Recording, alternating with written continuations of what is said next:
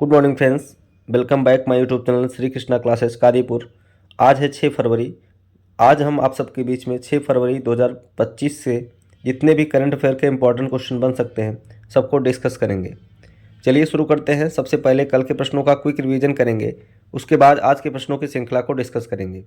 Channel पर नए हैं तो चैनल को सब्सक्राइब करें, ज़्यादा से ज़्यादा लोगों के पास शेयर करें। वीडियो पसंद आई तो लाइक करना बिल्कुल ना भूलें। आइए देखते हैं कल के प्रश्नों का फटाफट रिवीजन। हाल ही में विश्व कैंसर दिवस कब मनाया गया? तो 4 फरवरी को। हाल ही में चंद्रिका टंडन ने अपनी किस एल्बम के लिए ग्रैमी पुरस्कार जीता? तो त्रिवेदी। हाल ही में भारत सरकार ने पहली बार किन खेलों के लिए भारतीय दल को पूर्ण वित्तीय सहायता प्रदान करने का निर्णय लिया? तो एशियन विंटर गेम 2025। हाल ही में लॉन्च द महात्मास मैनिफेस्टो नामक पुस्तक के लेखक कौन हैं? तो यहाँ पर हो जाएगा Rajesh Talwar. Right to die with dignity को लागू करने वाला दूसरा राज्य कौन सा बन गया है? तो कर्नाटक। हाल ही में भारतीय नौसेना ने ट्रॉपेक्स 2025 का आयोजन कहाँ किया? तो हिंद महासागर में इसका आयोजन किया है। अगला प्रश्न है, अमेरिका में गल्फ ऑफ मैक्सिको का नाम किसने बदला है? तो यहाँ पर हो जाएगा गूगल मैप। तो गूगल मैप ने गल्फ ऑफ मैक्सिको का नाम बदल दिया है। हाल ही में रेल मंत्रालय ने वन स्टॉप समाधान के लिए किस ऐप को लॉन्च किया? तो यहाँ पर हो जाएगा स्वरेल ऐप। हाल ही में 2025-26 के बजट में किस मंत्रालय को सबसे अधिक बजट आवंटित किया गया?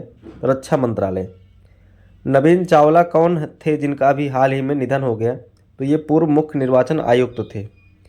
बजट 2025-26 के लिए कृषि क्षेत्र के लिए कौन सी योजना शुरू की गई? इसका जवाब हो जाएगा पीएम धन धान्य कृषि योजना। तो ये रहे हमारे कल के दिन के प्रश्न। आइए अब आज के प्रश्नों की श्रृंखला को डिस्कस करते हैं। आप सभी ने यदि कल का वीडियो नहीं देखा है तो जा करके प्लेलिस्ट से देख सकते हैं। तो आइए देखते हैं। हाल ही में केंद्रीय ग्रामीण विकास मंत्री ने पानी के संरक्षण के लिए कौन सी यात्रा शुरू की? इसका जवाब हो जाएगा वाटर शेड यात्रा। तो केंद्रीय ग्रामीण विकास मंत्री और कृषि मंत्री हैं शिवराज सिंह चौहान। इन्हीं के द्वारा जो है वाटर शेड यात्रा की शुरुआत की गई है। तो केंद्रीय कृषि एवं किसान कल्याण ग्रामीण विकास मंत्री शिवराज सिंह चौहान ने अभी वाटर शेड यात्रा शुरू की है, जिसका उद्देश्य लोगों में पानी के संरक्षण को लेकर जागरूकता फैलाना। प्रधानमंत्री कृषि सिंचाई योजना के तहत केंद्र सरकार वाटर शेड डेवलपमेंट योजना का संचालन कर रही है। इसकी थीम है जल लाए धन धान्य, और इस अभियान के माध्यम से जल संरक्षण और मृदा क्षरण के बारे में जन जागरूकता बढ़ाई जाएगी। तो अभी इसको शुरू किया है कृषि मंत्री शिवराज सिंह चौहान जी ने। इसकी थीम याद रखिएगा, जल लाए धन धान्य। अगला प्रश्न देखते हैं। हाल ही में किस देश की सरकार ने कर्मचारियों के हफ्ते में काम करने की घंटे में कटौती करने का फैसला किया है? इसका जवाब हो जाएगा स्पेन। तो स्पेन जो है अभी यह प्रस्ताव लाया है कि वह जो हफ्ते में 40 घंटे लोग काम करते हैं वहाँ पर अब उन कर्मचारियों को समय को घटा करके 37.5 घंटे करने का फैसला किया गया है। वैसे अगर देखा जाए तो अभी भारत में इसको लेकर बहुत सारी कंट्रोवर्सी चल रही थी। अभी इन्फोसिस के जो चेयरमैन हैं नारायण मूर्ति, उन्होंने कहा कि कर्मचारियों को 90 घंटे काम करना चाहिए, 70 घंटे, कोई कह रहा है 70 घंटे काम करना चाहिए, LNT वाले कह रहे हैं कि 80 घंटे काम करना चाहिए। तो इस पर लेकर बहुत सारा कंट्रोवर्सी है। वैसे जानते रहिए कि भारत में एक हफ्ते में 48 घंटे वर्किंग आवर की अनुमति है। ठीक है, तो यहाँ पर भारत सरकार जो मानक निर्धारित किया है कि हफ्ते में 48 घंटे काम करना जरूरी है। और यहाँ पर स्पेन ने क्या कर दिया, इसको घटा दिया है, 37.5 घंटे कर दिया है। स्पेन की राजधानी होती है मैड्रिड। ठीक है, आइए देखते हैं अगला प्रश्न। भारत की पहली AI यूनिवर्सिटी कहाँ बनेगी? इसका जवाब हो जाएगा महाराष्ट्र। तो इस यूनिवर्सिटी द्वारा AI और संबंधित क्षेत्र में अनुसंधान और विकास को बढ़ावा दिया जाएगा, जो उद्योग, शिक्षा और सरकार के बीच सहयोग को बढ़ावा देने वाला उत्कृष्ट केंद्र भी होगा। तो इसको शुरू किया जाएगा महाराष्ट्र में।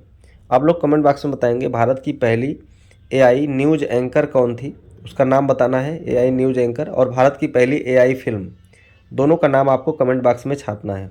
आर्टिफिशियल इंटेलिजेंस पर आधारित पहली फिल्म कौन सी थी, और पहली न्यूज़ एंकर कौन थी जो है भारत की पहली? तो आपको इसको बताना है AI पे आधारित। आइए देखते हैं कुछ जो यूनिवर्सिटी चर्चे में रही हैं, विश्वविद्यालय चर्चे में रहे, उनको देख लिया जाए। तो भारत का पहला वन विश्वविद्यालय कहाँ बनेगा? तो तेलंगाना में। भारत का पहला योग विश्वविद्यालय भारत के बाहर कहाँ बनेगा? तो अमेरिका में। पश्चिम बंगाल के शांति निकेतन में जो विश्व भारती विश्वविद्यालय है, इसे यूनेस्को द्वारा अमूर्त स्मारक का टैग दिया गया। दुनिया में पहली बार जब किसी अमूर्त स्मारक को मूर्त स्मारक को जो है यह सम्मान मिल रहा है। ठीक है। पीएम मोदी ने बिहार के राजगढ़ में नालंदा विश्वविद्यालय के नए कैंपस का उद्घाटन किया है। पूर्वी भारत का पहला दिव्यांग विश्वविद्यालय झारखंड के रांची में स्थापित किया जाएगा। अलीगढ़ मुस्लिम यूनिवर्सिटी की पहली वाइस चांसलर नईमा खातून बनी है। महाराष्ट्र के नासिक में जनजाति विश्वविद्यालय की स्थापना की गई है। महाराष्ट्र स्टेट स्किल यूनिवर्सिटी का नाम बदल करके रतन टाटा के नाम पर किया गया है। ये सभी चीज़ें आपको यूनिवर्सिटी से याद रखना है। आइए देखते हैं अगला प्रश्न। हाल ही में कौन सा देश विश्व का दूसरा सबसे बड़ा मोबाइल फ़ोन निर्माता बन गया है? तो इसका जवाब हो जाएगा भारत। भारत इसके पहले तीसरे नंबर पर था, तो अभी भारत दूसरे नंबर पर आ गया है। ठीक है। आइए देखते हैं अगला है, हाल ही में मेती ने किसके सहयोग से एग्री हब लॉन्च किया? तो मेती का मतलब हो जाएगा ministry of electronics and information technology. अभी इसने जो है आईआईटी इंदौर के सहयोग से एग्री हब नामक जो है ऐप लॉन्च किया है। तो यह जो है ऐप सूखा, बाढ़ और कम उत्पादकता जैसी चुनौतियों को काबू पाने के लिए जो है कृषि कार्य में कृषि मंत्रालय का मदद करने के लिए इसको लॉन्च किया गया है, एग्री हब। ठीक है। तो ministry of electronic and information technology और यहाँ पर आईआईटी इंदौर के द्वारा इसको बनाया गया है, दोनों ने मिलकर के। अगला प्रश्न देखते हैं। हाल ही में गुजरात सरकार ने किसकी अध्यक्षता में समान नागरिक संहिता मसौदा तैयार करने के लिए 5 सदस्य समिति का गठन किया है? तो उसका जवाब हो जाएगा रंजना देसाई। तो रंजना देसाई ही थी जिनकी अध्यक्षता में जो है अभी उत्तराखंड में यूसीसी लागू किया गया था, तो वहाँ का मसौदा भी इन्होंने ही तैयार किया था। तो 27 जनवरी 2025 को उत्तराखंड राज्य में समान नागरिक संहिता को लागू कर दिया गया है और यह स्वतंत्रता के बाद ऐसा करने वाला पहला राज्य बन गया है। इसका उद्देश्य धर्म, जाति, लिंग के आधार पर भेदभाव समाप्त करना, अनुसूचित जनजातियों को छोड़कर सभी नागरिक यूसीसी के तहत समान नागरिक कानून के अधीन होंगे, जिसमें विवाह, तलाक, उत्तराधिकार और विरासत के संबंध में सभी समान कानून होगा। समान नागरिक संहिता का उल्लेख भारत के संविधान के अनुच्छेद 44 में किया गया है। तो अभी गुजरात सरकार भी अपने यहाँ समान नागरिक संहिता लागू करना चाहती है। उसके लिए उसने मसौदा तैयार करने के लिए रंजना देसाई की अध्यक्षता में समिति का गठन किया है। ठीक है। आइए देखते हैं गुजरात के बारे में। गुजरात की राजधानी होती है गांधीनगर। यहाँ के मुख्यमंत्री भूपेंद्र भाई पटेल, राज्यपाल हैं आचार्य देवव्रत। गिर राष्ट्रीय उद्यान, वंसदा राष्ट्रीय उद्यान, मरीन राष्ट्रीय उद्यान, बेलावदार राष्ट्रीय उद्यान यहाँ पर स्थित है। गरबा यहाँ पर लोक नृत्य है, डांडिया लोक नृत्य है। ठीक है। आप लोग बताएंगे कडाना बांध किस नदी पर स्थित है? कडाना बांध जो है गुजरात में है। आप लोग बताएंगे किस नदी पर स्थित है? ठीक है। प्रधानमंत्री नरेंद्र मोदी ने भी सूरत में जल संचय जन भागीदारी कार्यक्रम शुरू किया। केंद्रीय मंत्रिमंडल ने गुजरात के साणंद में एक नए सेमीकंडक्टर संयंत्र का उद्घाटन किया। हाल ही में केंद्रीय पर्यावरण मंत्रालय ने स्वच्छ वायु सर्वेक्षण 2024 में सूरत शहर को शीर्ष पर रखा। गरबा को यूनेस्को विरासत सूची में शामिल किया गया। वर्धा वन्यजीव अभ्यारण्य एशियाई शेरों का दूसरा आवास होगा। हस्तशिल्प घरचोला को भौगोलिक संकेत टैग दिया गया, यानी जीआई टैग दिया गया। यूएस की chip company micro semiconductor assembly Gujarat में स्थापित करेगी। केंद्रीय जल शक्ति मंत्री सीआर पाटिल ने गुजरात के सूरत में पहले सेमीकंडक्टर असेंबली का उद्घाटन किया। ठीक है। इसका जवाब हो जाएगा। अगला प्रश्न देखते हैं। हाल ही में एआई जनरेटेड बाल शोषण सामग्री को अपराध घोषित करने वाला पहला देश कौन सा बना? इसका जवाब हो जाएगा यूके। यूनाइटेड किंगडम के द्वारा भी एआई जनरेटेड बाल शोषण सामग्री को अपराध घोषित किया गया।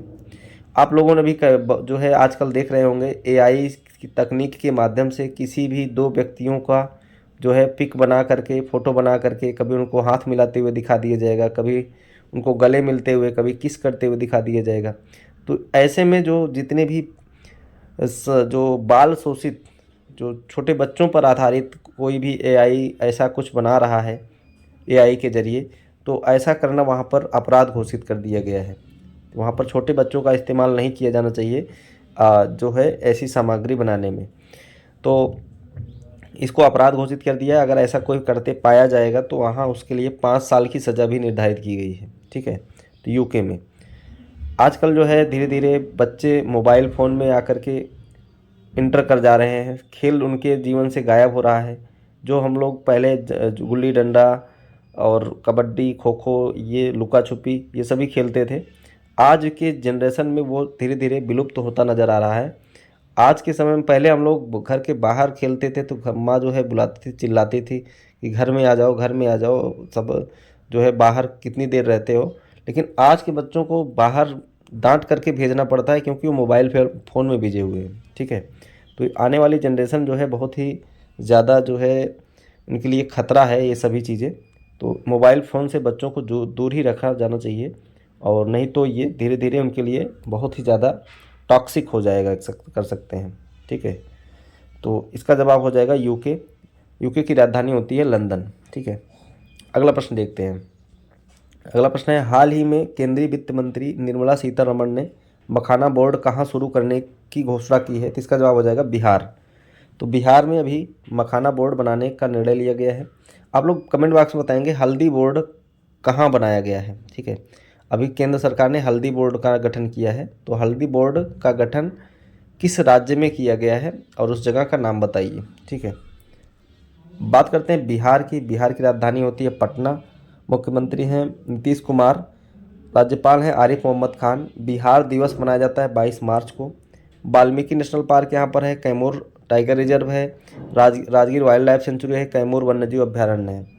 भी प्रधानमंत्री नरेंद्र मोदी जी ने बिहार के दरभंगा में एम्स की आधारशिला रखी। 50वें अखिल भारतीय पीठासीन अधिकारियों का सम्मेलन पटना में हुआ। आपदा के पूर्वानुमान के लिए नीतीश ऐप लॉन्च किया गया। तांबे के बना बापू टावर पटना में स्थापित हुआ। 8वीं महिला एशियाई हॉकी चैंपियन ट्रॉफी 2024 की मेजबानी राजगीर बिहार में हुई। बिहार सरकार ने राज्य के सभी मंदिरों, मठों और ट्रस्टों को पंजीकरण अनिवार्य कर दिया है। प्रधानमंत्री नरेंद्र मोदी जी ने बिहार राजगीर नालंदा विश्वविद्यालय के नए परिसर का उद्घाटन किया। बिहार के सुल्तानगंज रेलवे स्टेशन का नाम बदल करके अजबैगीनाथ धाम किया गया है। बिहार के भागलपुर में राज्य का पहला कछुआ पुनर्वास केंद्र खुलेगा। बिहार का पहला ड्राई पोर्ट बना है पटना और बिहटा। ग्रामीण क्रिकेट लीग शुरू करने वाला पहला राज्य बन गया है बिहार। इसको आपको याद रखना है। अगला प्रश्न है, संयुक्त राष्ट्र महासभा के 79वें अध्यक्ष भारत की 4 दिन की यात्रा पर हैं, इनका नाम बताइए। तो ये फिलामोन यांग हैं। अभी इन्होंने सितंबर 2024 में जो है अपना पदभार ग्रहण किया है और ये 79 नंबर के अध्यक्ष हैं। अभी भारत के 4 दिवसीय यात्रा पर आए हुए हैं। ठीक है, तो अभी ये भारत की यात्रा पर हैं फिलिमोन यांग। जो संयुक्त राष्ट्र महासभा है इसको अंग्रेजी में यूएनजीसी, यूनाइटेड नेशन जनरल असेंबली के नाम से, यूएनजीए के नाम से जाना जाता है। और ये जो है इसको विश्व की लघु संसद के नाम से भी जाना जाता है, यूनाइटेड नेशन जनरल असेंबली को। संयुक्त राष्ट्र के 6 अंग हैं जिसमें से एक है संयुक्त राष्ट्र महासभा। एंटोनियो गुटेरेस की बात किया जाए तो ये संयुक्त राष्ट्र संघ के महासचिव हैं। टेड्रोस अधानम WHO के महासचिव हैं। ठीक है, अगला प्रश्न देखते हैं। हाल ही में किस देश की राजधानी में छत्रपति शिवाजी महाराज की प्रतिमा स्थापित की गई है? तो जापान की राजधानी टोक्यो में जो है यहाँ पर स्थापित की गई है छत्रपति शिवाजी महाराज की प्रतिमा। ठीक, तो टोक्यो जो है जापान की राजधानी है। यहाँ की जापान की मुद्रा है येन। यहाँ के नए PM बने हैं शिगेरू इशिबा। अभी नागालैंड के 25वें कार्निवाल फेस्टिवल में जापान को भागीदार देश के रूप में शामिल किया गया। जापान में सानशान तूफान ने तबाही मचाई और जापान और भारत के बीच ग्रीन अमोनियम निर्यात के लिए समझौता हस्ताक्षर हुआ है। जापान और भारत के बीच 2+2 बैठक हुई। विदेश मंत्री एस जयशंकर ने टोक्यो में महात्मा गांधी की प्रतिमा का अनावरण किया था। दुनिया का पहला 6D डिवाइस लॉन्च करने वाला देश बन गया है जापान। नागालैंड में 25वें कार्निवल फेस्टिवल में भागीदार देश बन गया है जापान। ठीक है, तो ये सभी चीज़ आपको ध्यान में रखनी है। अगला प्रश्न देखते हैं। कौन सा देश United nation human right council UNHRC से बाहर हो गया है? इसका जवाब हो जाएगा अमेरिका। तो अमेरिका में जब से डोनाल्ड ट्रंप की सरकार बनी है, नए जब राष्ट्रपति के रूप में जब से पदभार संभाले हैं, तब से ये जो है काफ़ी अग्रेसिव नज़र आ रहे हैं। अभी देखिए, इन्होंने 104 भारतीयों को जो है अपने ही विमान से, इनको अवैध करार दे करके अपने ही जो सेना के विमान से भारत भेज दिया है। और ये अभी WHO से बाहर हो गए हैं, पेरिस जलवायु समझौते से बाहर हो गए हैं, और अभी United nation human right council से भी ये इन्होंने बाहर होने का फैसला किया है। तो अमेरिका के राष्ट्रपति डोनाल्ड ट्रंप ने 4 फरवरी को संयुक्त राष्ट्र मानवाधिकार परिषद यानी UNHRC से अमेरिका को बाहर करने के लिए एक कार्रवाई आदेश पर साइन कर दिया है। तो बात करते हैं अमेरिका की। तो राजधानी है वाशिंगटन DC, मुद्रा है अमेरिकी डॉलर, राष्ट्रपति हैं डोनाल्ड ट्रंप। करंट अफेयर में आप लोग इसको जो है रीड कर लीजिएगा। वीडियो ज़्यादा लंबी ना हो, इसके लिए जो है बस आज के लिए इतना ही। और आप सभी को वीडियो कैसा लगा कमेंट बॉक्स में ज़रूर बताएं। जितने भी आपको क्वेश्चन पूछे गए हैं सबको डिटेल में आंसर करेंगे आप लोग। और चैनल पर नए हैं तो चैनल सब्सक्राइब करें, ज़्यादा से ज़्यादा लोग को शेयर करें, और मिलते हैं नेक्स्ट वीडियो में। Thanks for watching.